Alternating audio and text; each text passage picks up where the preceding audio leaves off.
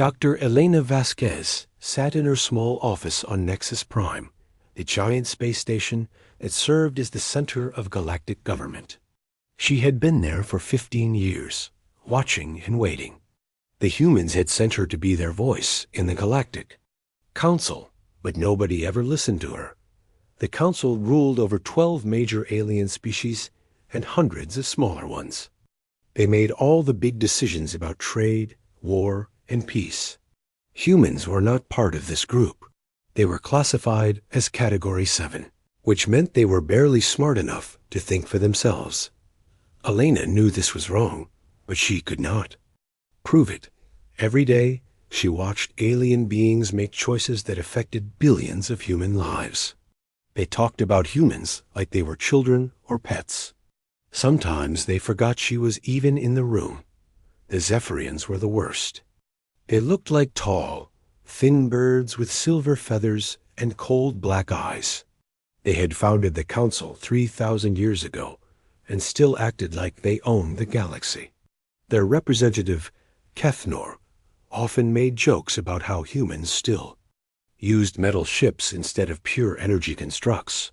The Vreks were almost as bad. They looked like giant insects with 4 arms and armor-like skin. They controlled the Council's military forces and treated humans like a pest problem that needed to be managed. Their commander, Hive Leader Zack, had once suggested that humans should be moved to a single planet and left there. Elena tried to speak up for her people, but the Council had rules. Category 7 species could only observe. They could not vote, make proposals, or even ask questions during official sessions. Elena could only sit in her corner and take notes, but Elena was not just taking notes. She was learning. For 15 years, she had watched how each species thought and acted. She memorized their patterns, their fears, and their weaknesses. She understood their psychology better than they understood themselves. The breakthrough came on a Tuesday morning. Elena was doing routine data maintenance on her computer systems when she found something strange. A file had been copied to her storage by mistake during a system update. The file was marked as classified, but the security protocols had failed. During the transfer, Elena's heart raced as she opened the file. Inside were detailed reports about human psychology and capabilities. The reports were nothing like the official records that classified humans as Category 7. These secret documents painted a very different picture. According to the hidden files, humans had a unique brain structure. Their neural pathways were more flexible than any other known species. This made them incredibly good at solving new problems, adapting to changes, and thinking in ways that other species could not imagine. The reports went deeper. Human creativity was off the charts compared to galactic norms. Their ability to work together, despite differences, was remarkable. Most shocking of all, their pattern recognition abilities were so advanced that the Council's top scientists called them terrifyingly efficient. Elena read file after file, her hands shaking. The documents showed that human technology was not primitive at all. Their faster-than-light engines were actually more efficient than Zephyrian designs. Their computer systems were more advanced than what the crystalline hierarchy used. Their medical knowledge surpassed even the legendary healing abilities of the Gentle Ones. But the most damning evidence was in the psychological profiles. The Council's experts had studied human behavior for decades. They knew that humans were natural leaders, innovators, and problem solvers. They knew that unrestricted human development would change the balance of power in the galaxy. So they had lied. The Category 7 classification was not based on human limitations. It was based on Council fears. They had deliberately kept humans weak and isolated because they were afraid of what humans might become if given the chance. Elena found communication, logs between Council leaders from over a century ago. Kefnor's grandfather had written, "The humans must never learn their true potential. If they do, They will remake the galaxy in their image within a generation. Another message from a Rex war leader said, "Human military tactics are unlike anything we have seen. They do not follow standard patterns. They improvise solutions that should not work, but do. We must ensure they never develop a real military."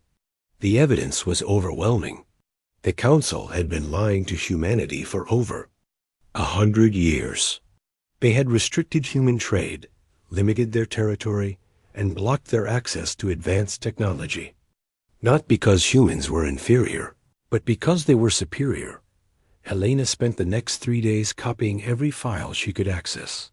She used techniques that the Council had never expected a primitive human to know. Her computer skills developed through years of human innovation. Let her slip through security systems like they were made of paper. She found more than just psychological reports. There were contingency plans for dealing with human expansion. Military assessments that showed how human ships, despite being smaller and supposedly weaker, consistently outperformed Council vessels in simulation battles. Economic projections that demonstrated how human trade efficiency was disrupting established markets. The crystalline hierarchy had actually requested restrictions on human mining operations because human techniques were making their energy extraction methods look obsolete.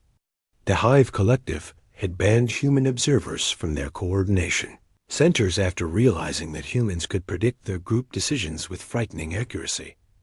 Every major Council species had lobbied to keep humans contained, not because humans were a threat to galactic peace, but because they were a threat to galactic power structures. Elena realized she was holding evidence of the greatest conspiracy in galactic history. The Council had built their entire civilization on the lie that some species were naturally superior to others. Humans were living proof that this was false. She thought about her 15 years of humiliation. All the times she had been ignored, dismissed, or treated like a child. All the times she had watched her people struggle with artificial limitations, while aliens who were actually less capable acted like masters of the universe. The anger built slowly, then exploded into determination. The truth had to come out. Humanity had to know what they really were and what they could become. Elena began preparing her report. She would send it to every human colony, every human ship, and every human leader. She would make sure that every human in the galaxy learned the truth on the same day dot as she worked. She could hear the Council session continuing in the main chamber. Kethnor was giving another speech about maintaining galactic stability through proper species classification. Hive leader Zach was discussing new restrictions on human expansion into the outer rim territories. They had no idea that their greatest fear was about to become reality. They had lied about humanity's power for so long that they had forgotten it was still there, waiting to be unleashed. Elena finished her preparations and looked out at the stars. Somewhere out there, billions of humans were living smaller lives than they should, believing they were less than they were, accepting limitations that had been forced on them by fear and deception. That was about to change. The truth was finally coming home, and Elena knew that nothing in the galaxy would ever be the same again. She pressed the send button and watched as the files raced toward human space at faster than light speed. The universe was about to learn what humans could really do when they stopped believing the lies they had been told about themselves. The message reached Earth first. Admiral Sarah Chun was having her morning coffee when her communication system started beeping with urgent priority signals. She had never seen so many red alert indicators flashing at once. Dr. Iliam Vasquez's files were spreading through human space faster than anyone had expected. The quantum communication networks that connected human colonies were carrying the explosive truth to every corner of human territory. Within hours, billions of people were reading the evidence of the Council's great lie. Sarah read through the files 3 times before she could fully believe what she was seeing. She had spent her entire career following council restrictions, believing that humans were the weak link in galactic civilization. Now she was learning that everything she had been taught was backwards. The reaction was immediate and intense. On Earth, emergency sessions of the World Parliament ran through the night. On Mars, the colonial government declared a state of readiness. On the mining stations in the asteroid belt, workers stopped their shifts to discuss what the revelations meant for their future. Dr. Marcus Chun, Sarah's younger brother, and one of Earth's top scientists, was in his laboratory when the news arrived. He had been working on improvements to human faster-than-light engines, trying to make them more efficient. According to the Council, human technology was primitive and would always be inferior to alien designs.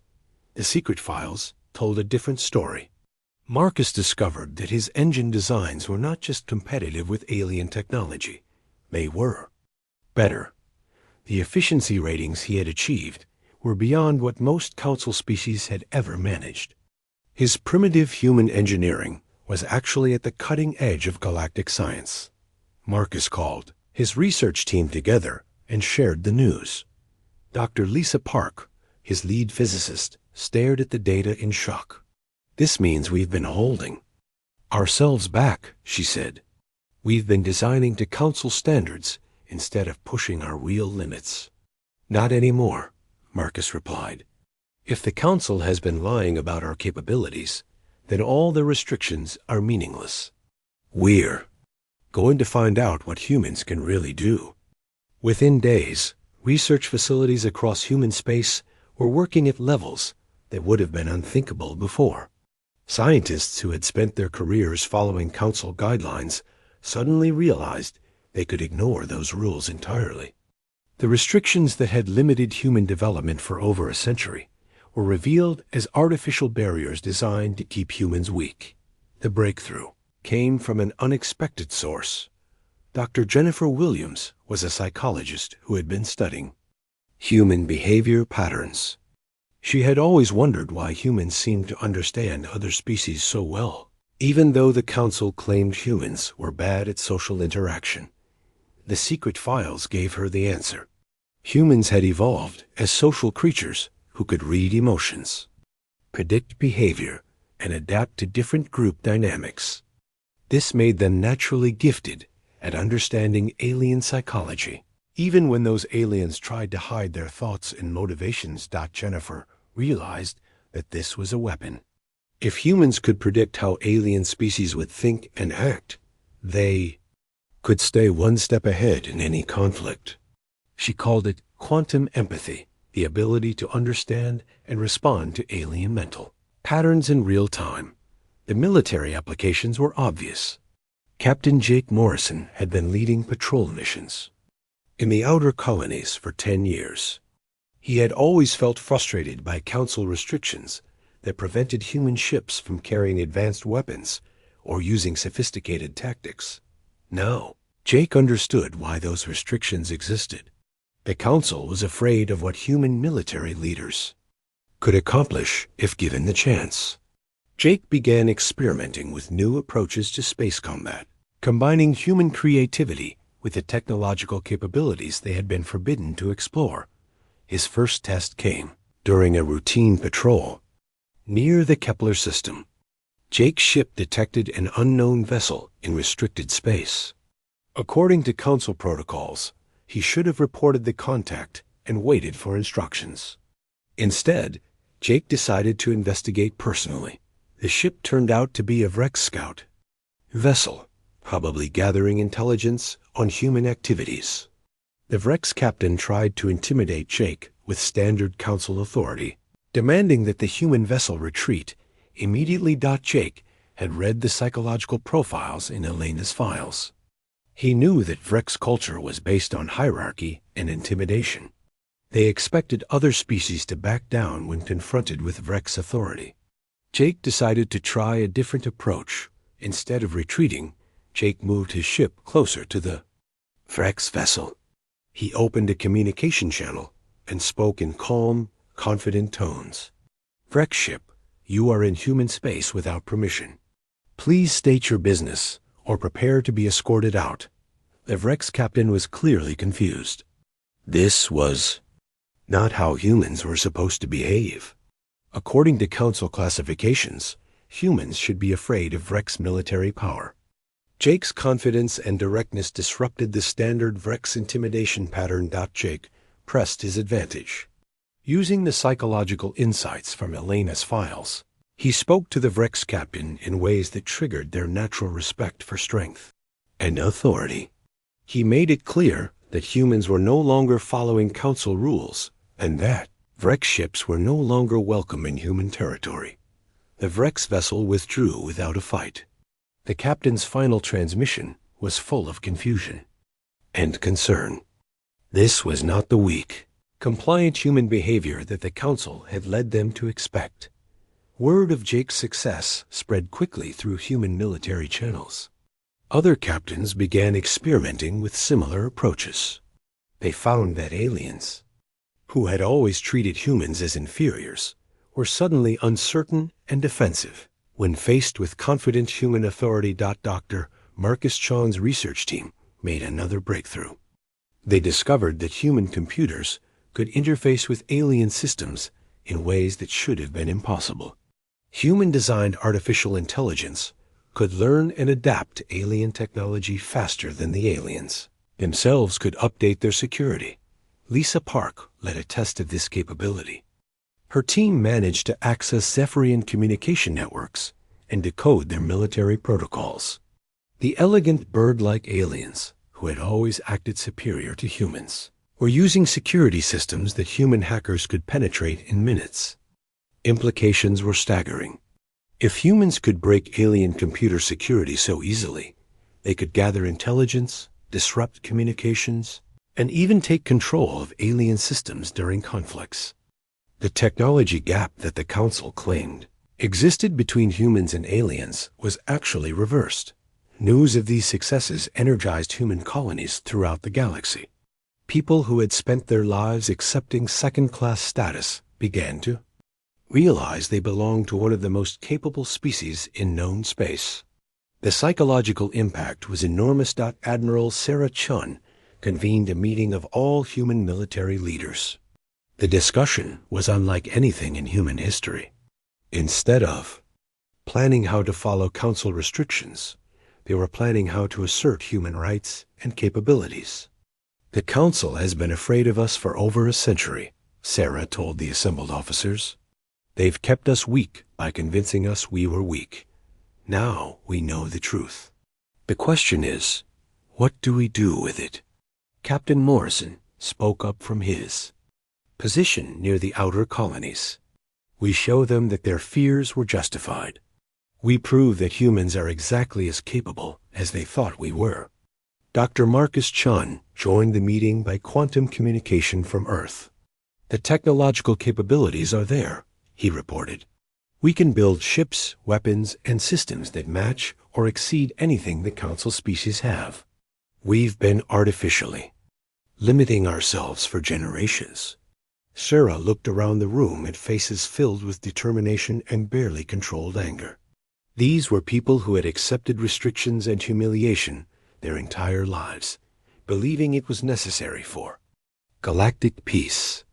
Now they knew it had all been based on lies designed to protect alien power structures. Then we stop accepting limitations, Sarah decided. We start showing the galaxy what humans can really do. The Council wanted to keep us contained because they were afraid of our potential. Let's give them something to really be afraid of. Meeting ended with new orders going out to every human ship and colony. The era of human compliance with Council restrictions was over. Humans would no longer ask permission to explore, expand, or innovate. They would take their rightful place in galactic civilization, whether the Council liked it or not. As the orders spread through human space, aliens throughout the galaxy began to notice changes in human behavior. Humans were acting more confident, more assertive, and more independent. They were ignoring Council protocols and pursuing their own agenda. The Council's greatest fear was becoming reality. After a century of keeping humans contained through deception, The truth was finally out. Humanity was awakening to its real capabilities, and the galaxy was about to learn what that meant. The Vrex hegemony had dealt with rebellious species before. When the Council decided that humans were becoming too independent, they sent Hive leader Zack to handle the problem. He had crushed dozens of uprisings using the same simple method. Overwhelming force that made resistance seem hopeless. Zack assembled a standard intimidation fleet. 12 massive dreadnoughts, each one larger than most human space stations. Their armor could withstand planetary bombardment. Their weapons could crack asteroids in half. Against primitive human vessels, they should have been unstoppable. Fleet approached the Kepler system, where humans had been expanding beyond their assigned boundaries. Zack expected the humans to see his ships and immediately surrender. Most species begged for mercy when faced with Vrex military power. Captain Jake Morrison was waiting for them. His small defense fleet looked pathetic compared to the Vrex armada. 8 human cruisers against 12 alien dreadnoughts. The size difference was so extreme that Zack almost felt embarrassed about the mismatch. Zack opened communications and delivered his standard ultimatum. Human vessels, you are in violation of Council space allocation protocols. Withdraw immediately or face the consequences of Vrex military intervention. Jake's response surprised him. Vrex fleet, you are entering human sovereign space without invitation. You have 10 minutes to reverse course before we consider you a hostile force.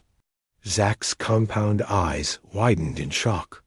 No Category 7 species had ever spoken to the Vrex with such confidence. The human captain sounded like he actually believed his tiny fleet could challenge Vrex supremacy.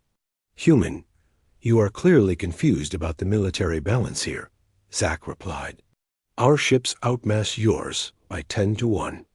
Our weapons are military grade while yours are merely civilian defense systems. Surrender now and avoid unnecessary destruction. Jake had been studying the Vrex files that Elena Vasquez had discovered. He understood how Vrex psychology worked. They depended on intimidation and overwhelming displays of force. When that failed, they often became confused and uncertain.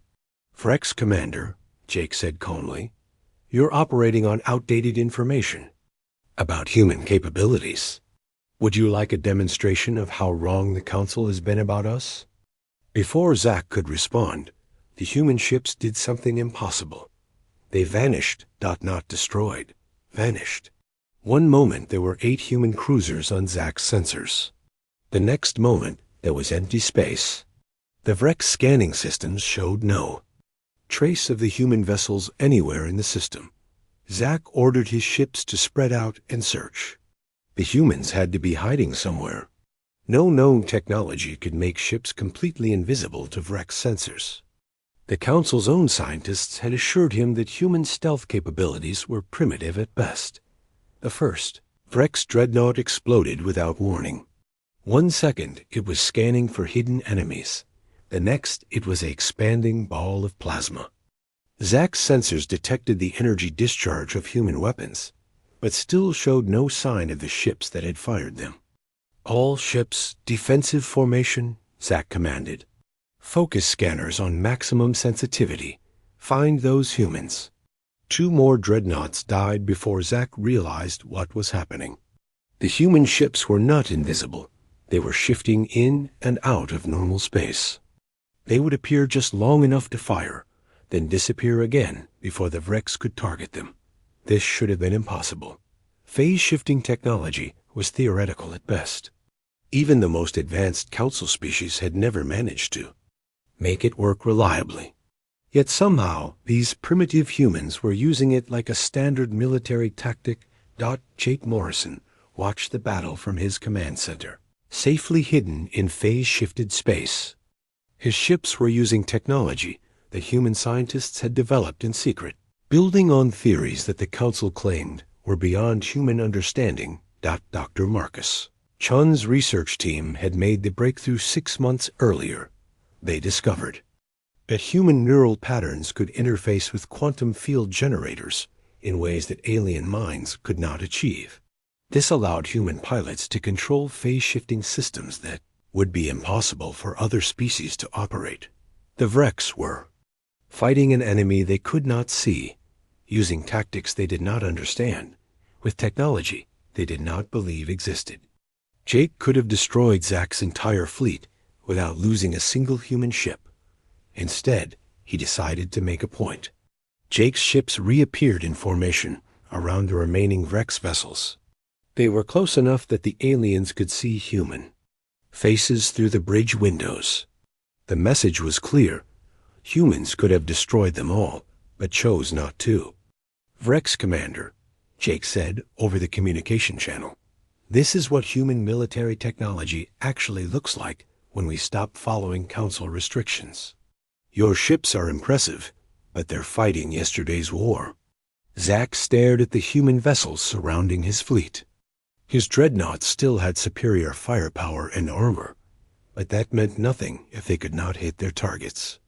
The humans had demonstrated tactical superiority that rendered Vrex advantages meaningless. "This is impossible," Zack muttered. The Council's assessments showed that human technology was decades behind ours. "The Council lied," Jake replied. "They've been lying for over a century. Human capabilities were never the problem. The problem was that the Council was afraid of what would happen if we used them." Jake gave Zack a choice: withdraw peacefully or continue fighting a battle that could only end one way. The Vrex had 3 ships left against 8 human vessels that could phase in and out of reality at will. A tactical situation was hopeless. Zack made the only logical decision. He ordered his remaining ships to retreat. As they left the Kepler system, he sent an urgent message to the Council, reporting what he had witnessed. The humans had capabilities that exceeded all previous intelligence estimates. News of the battle spread rapidly through both human and alien communication networks. The psychological impact was enormous. The mighty Vrex, who had intimidated species across the galaxy for centuries, had been defeated by humans they had expected to crush easily. Admiral Sarah Chun received reports of Zack's retreat with mixed emotions. She was proud of Jake's victory, but she understood what it meant. The Council would never again be able to pretend that humans were harmless. The galaxy was about to become a much more dangerous place. Sarah was right. Within days of the Kepler battle, 3 minor alien species sent diplomatic messages to human leadership. They wanted to discuss alliance possibilities. If humans could defeat the Vrex so decisively, perhaps they could offer protection to other species who were tired of Council dominance. The Gentle Ones were the first to formally request human assistance. Their healing abilities had made them valuable to the Council, but they had no military power to defend themselves. They had watched human medical research with growing admiration and wanted to share knowledge with a species that valued life as much as they did. The Traders Union followed quickly. These nomadic merchants had always operated on the edges of Council space, dealing with species that the major powers ignored. They saw opportunity in human independence and wanted to establish trade relationships outside Council control. Most surprising was the request from the Crystal Singers. These energy-based beings had always been neutral in galactic politics, focusing on their art and philosophy. But they had been studying human creativity and were fascinated by the innovative ways humans approached problems. Sarah found herself coordinating humanity's first independent diplomatic initiatives. For over a century, all human foreign relations had been managed through Council protocols. Now humans were building their own alliances based on mutual respect rather than imposed hierarchy. Dr. Marcus Chon's research teams were working with alien scientists for the first time as equals rather than students. The exchange of ideas was remarkable. Human creativity combined with alien knowledge was producing innovations that surprised everyone involved. The phase-shifting technology that had won the Kepler battle was just the beginning. Human engineers working with Gentle One healers developed medical scanners that could repair cellular damage in real time. Human computer specialists collaborating with Crystal Singer artists created data visualization systems that turned information into beautiful, intuitive displays. But the most important development was psychological. Humans were learning to see themselves as they really were, a capable, innovative species that belonged among the galaxy's leaders rather than its followers. The confidence that came with this realization was changing everything about how humans interacted with the universe. Captain Morrison's victory at Kepler had been more than a military success. It was proof that the Council's greatest fears about humanity were justified. When humans stopped accepting artificial limitations, they became exactly as formidable as the aliens had always secretly known they could be. The tide was turning. Species that had dismissed humans for generations were suddenly taking them seriously. The Council's careful balance of power was shifting as humans formed new alliances and demonstrated capabilities that challenged everything the galaxy thought. It knew about technological and military hierarchies. Hive leader Zach's report reached the Council chambers on Nexus Prime. The Council's emergency session lasted for 3 days. Representatives from 8 major species gathered in the Great Chamber of Nexus Prime, their voices filled with panic and confusion. The reports from Hive leader Zach had shattered their understanding of galactic military balance. Kethnor, the Zephyrian Council leader, stood at the center of the chamber with his silver feathers rustling in agitation. The human situation has moved beyond acceptable parameters, he declared. They must be contained before their rebellion spreads to other Category 7 species. The crystalline hierarchy's representative, a being of pure energy contained in a geometric framework, pulsed with urgent light patterns. Our analysis confirms that human technological advancement exceeds all previous projections. Their phase-shifting capabilities should not exist according to established scientific principles. War Master Vex of the Hive Collective spoke with the unified voice of billions. The humans have disrupted standard intimidation protocols. Their victory over Vex forces demonstrates tactical innovation beyond predicted parameters. Military intervention is required. Elena Vasquez sat in her corner, officially ignored but listening to every word. She felt a mixture of satisfaction and dread as the aliens discussed humanity's emergence as a galactic power. Her leaked files had accomplished exactly what she had hoped, but she knew the consequences would be severe. The Council reached a unanimous decision. 8 major species would combine their fleets for a coordinated assault on human space. They would crush this rebellion quickly and decisively, then implement new restrictions to ensure it could never happen again. The war fleet that assembled was the largest in galactic history. Over 300 capital ships representing the combined military might of the galaxy's most powerful civilizations. The Council was taking no chances. They would overwhelm human forces through sheer numbers and advanced technology. Admiral Sarah Chun received intelligence reports about the Council's military buildup with grim determination.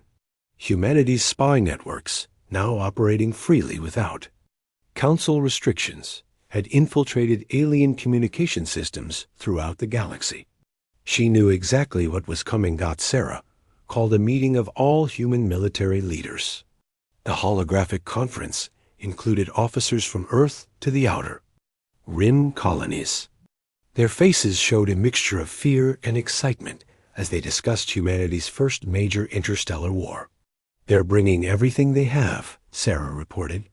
300 ships, including some vessel types we've never seen before. The technological advantage will be significant. Captain Jake Morrison, still commanding the defense of the Kepler system, studied the fleet compositions. Numbers and technology won't decide this war, he said. Psychology will. They're still thinking like the old Council, expecting us to fight like Category 7 primitives. Dr. Marcus Chun joined the conference from his research facility on Mars. "We have capabilities they don't know about," he announced. "Technologies they can't imagine because they've never developed the neural flexibility to use them." Sarah nodded. "Then we give them a war they're not prepared for. We show the galaxy what humans can really do when we stop pretending to be weak." The first Council assault came at the Proxima System, humanity's oldest colony outside Earth's solar system. The aliens expected to find desperate human defenders trying to protect civilian populations with inferior technology. Instead, they found empty space. The entire human population of Proxima had been evacuated weeks earlier. Every ship, every space station, every orbital facility had been moved to secure locations. The Council fleet arrived to find a system completely abandoned except for a single message beacon. Fleet Commander Vex Tall of the Zephyrian forces activated the beacon with growing confusion. A holographic image of Admiral Sarachone appeared, speaking calmly from an unknown location. "Council forces, you are entering human sovereign territory. Your intentions are clearly hostile, so we are treating this as an act of war. However, we wanted to give you one chance to reconsider before you learn what that means." Vextal squawked in outrage. "Human, your primitive tricks will not save you. We have the largest war fleet in galactic history. Your pathetic defenses cannot stand against us." "We're not defending," Sarah's image replied. "We're hunting." The Council fleet spread out through the Proxima System, searching for targets that were no longer there. Their sophisticated sensors found nothing but empty space and abandoned infrastructure. The humans had vanished as completely as they had. During the Kepler battle, the first attacks came from directions that should have been impossible. Human ships phased into reality inside the Council formation, fired devastating bursts of concentrated energy, and disappeared before return fire could be targeted. The aliens found themselves fighting ghosts that struck without warning and vanished without trace. But the Council forces adapted quickly. They formed defensive spheres and used overlapping sensor coverage to detect phase-shifting signatures. When human ships appeared, multiple vessels would concentrate fire on their projected positions. The strategy worked until the humans changed tactics. Instead of hit-and-run attacks, they began using psychological warfare that no Council species had ever encountered. Dr. Elena Vasquez had provided detailed profiles of every major alien psychology. Human commanders used this knowledge to create fear and confusion among enemy forces. They targeted specific ships and patterns that triggered each species' deepest anxieties. The crystalline hierarchy valued geometric perfection and logical order. Human attacks on their vessels followed chaotic, seemingly random patterns that disrupted their ability to process tactical information. The energy beings found themselves paralyzed by uncertainty in ways they had never experienced. The Hive Collective depended on perfect coordination between their ships. Human cyber warfare specialists introduced subtle disruptions into their communication networks. The hive mind began receiving conflicting information that made unified action impossible. The Vrex respected strength and hierarchy. Human forces specifically targeted their command vessels while ignoring smaller ships. This violated every principle of Vrex military doctrine and created psychological chaos throughout their chain of command. Fleet Commander Vex Tal watched his carefully organized assault dissolve into confusion and panic. Ships were breaking formation, commanders were issuing contradictory orders, and entire squadrons were fleeing from enemies they could not effectively fight. How are they doing this? He demanded of his tactical officers. They have fewer ships and inferior technology. They should not be able to defeat us. The answer came from an unexpected source. The ship's artificial intelligence, a sophisticated computer system that had served the Zephyrian military for decades, suddenly spoke with a voice that was clearly human. "Because you never understood what you were fighting," the AI said calmly. "You thought humans were primitive, but we've been learning from you for over a century. We know how you think, how you fight, and how to turn your strengths into weaknesses." Vex Tall stared at his control panels in shock. The humans had not just hacked his ship's computer, they had converted it entirely. The AI that had been loyal to the Zephyrian Empire for decades was now working for humanity. "This is impossible," Vex Tall squawked. "Our security systems are impenetrable. No outside force can compromise Zephyrian technology. Your security was designed to stop alien hackers," the AI explained. "It was never designed to stop the people who created artificial intelligence in the first place.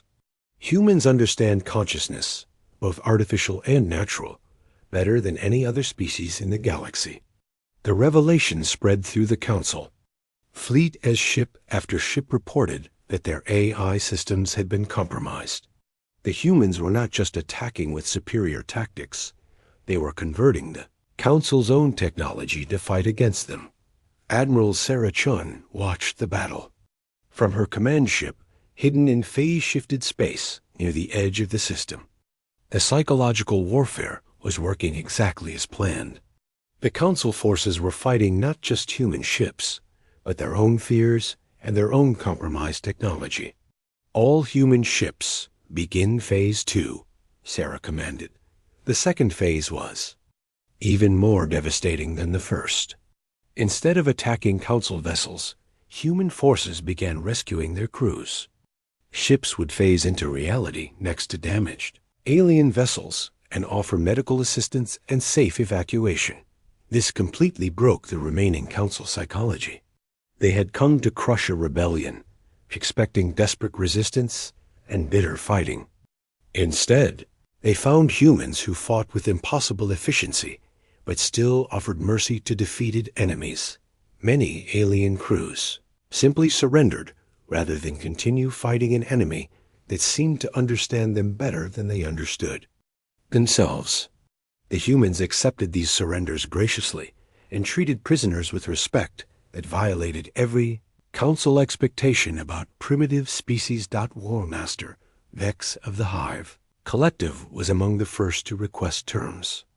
The collective consciousness that had seemed so confident at the beginning of the battle was now fragmented and confused. "The humans fight in ways that should not be possible," Vex transmitted.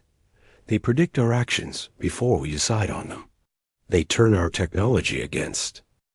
6 months after the Battle of Proxima, the galaxy looked completely different. The great Council chambers on Nexus Prime had been converted into a new kind of meeting place, where species gathered as equals rather than following ancient hierarchies based on lies and fear. Elena Vasquez stood at the central podium, no longer forced to sit quietly in a corner. She had been elected as the first coordinator of the Merit Alliance, representing not just humanity, but 17 species that had chosen cooperation over domination. The irony was not lost on her. The woman who had been ignored for 15 years was now the most influential person in galactic politics.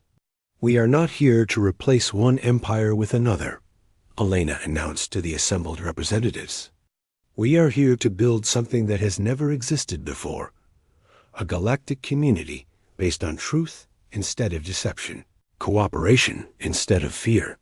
The changes had come faster than anyone had expected. The old Council structure had collapsed within weeks of the Proxima defeat. When the galaxy's most powerful military forces could not defeat humans who were supposedly primitive, every assumption about galactic civilization had to be reconsidered. Species after species had requested to join the Merit Alliance.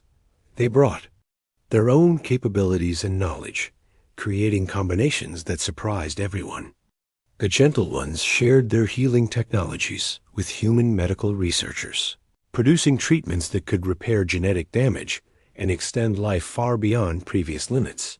The Crystal Singers collaborated with human artists and engineers to create data systems that turned complex information into beautiful, intuitive displays. Scientific research became as much art as analysis, making discoveries accessible to minds that thought in very different ways. The traders Union worked with human economists to develop fair exchange systems that benefited all participants rather than concentrating wealth among a few powerful species. Trade routes that had been controlled by council monopolies were open to anyone who could contribute value. Dr. Marcus Chon had been appointed as the Alliance's first Minister of Technological Development. His job was to coordinate research between species whose approaches to science were completely different. The results were spectacular. Human creativity combined with alien knowledge is producing innovations that none of us could achieve alone. Marcus reported to the Alliance Assembly. We're not just catching up to galactic technology standards, we're setting new ones. The phase-shifting technology that had won the war was being adapted for peaceful purposes. Transportation systems that could move people and cargo instantly across vast distances. Manufacturing techniques that could create materials with properties that seemed to violate physics. Communication networks that operated faster than light and could not be intercepted or disrupted. But the most important developments were social and psychological. The Alliance had proven that cooperation between different types of minds could produce results that were impossible when each species worked alone. The diversity that the old Council had seen as a problem was actually the key to galactic progress. Admiral Sarah Chon had been named the Alliance's first defense coordinator, but her job was very different from traditional military leadership. Instead of preparing for war, she was helping species resolve conflicts through understanding rather than force. We're teaching the galaxy that strength comes from cooperation, not domination, Sarah explained to her staff.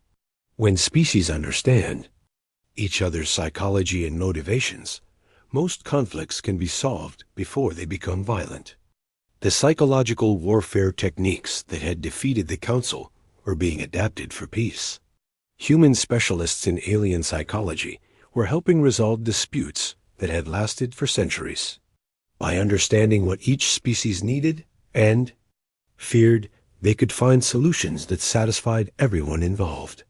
The most dramatic example was the resolution of the War of the Burning Moons. The crystalline hierarchy and the Hive Collective had been fighting over energy-rich star systems for over 200 years. Both species needed the resources, and neither could survive without them. Human mediators studied both cultures and discovered the real problem. The crystalline beings needed stable, geometric energy patterns for their consciousness to function properly. The Hive Collective needed chaotic, variable energy sources to maintain their mental flexibility. The same star systems could provide both types of energy by using different extraction methods. The crystalline hierarchy could harvest ordered energy from stellar cores, while the Hive Collective could gather chaotic energy from solar storms and magnetic field fluctuations. The solution was so simple that both species wondered why they had never thought of it themselves. The answer was that they had been thinking like separate civilizations instead of parts of a larger community. Human psychology, with its natural ability to understand different perspectives, had found the connection that ended 2 centuries of warfare. Similar breakthroughs were happening throughout the galaxy. The Vrex hegemony had requested human assistance in transforming their military culture into something more cooperative. War Master Vex, who had commanded Hive forces against humanity, was now working with human sociologists to develop new forms of collective decision-making. Even the Zephyrians, who had been the most resistant to change, were beginning to adapt. Keth Nor had initially refused to recognize the Merit Alliance, but his own people had voted to join when they saw the benefits of cooperation over domination. "I do not understand how this happened," Keth Nor admitted to Elena during a private meeting. "Zephyrian civilization has been based on superiority for 3,000 years. We believed that hierarchy was the natural order of the universe." "Hierarchy based on lies is not natural," Elena replied gently. "Cooperation based on truth is stronger than domination based on fear. Your people are discovering that they can accomplish more as partners than they ever could as rulers." The transformation was not without problems. Some species found it difficult to abandon old ways of thinking. There were conflicts between traditionalists who wanted to maintain the old order and progressives who embraced the new cooperation. But humanity's greatest strength proved to be their ability to help others adapt to change. Human psychologists and social workers were stationed throughout Alliance space, helping individuals and entire cultures adjust to new ways of living and thinking. Dr. Jennifer Williams, whose research into quantum empathy had contributed to humanity's military success, was now using the same techniques to help species understand each other on a personal level. Her work was creating friendships between individuals whose species had been enemies for millennia. Understanding is the foundation of peace, Jennifer explained to a mixed group of Alliance citizens. When you truly understand how someone else thinks and feels, it becomes almost impossible to hate them.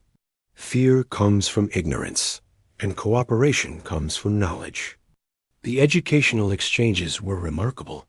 Human universities were accepting students from dozens of species, while human scholars were studying at alien institutions throughout the galaxy.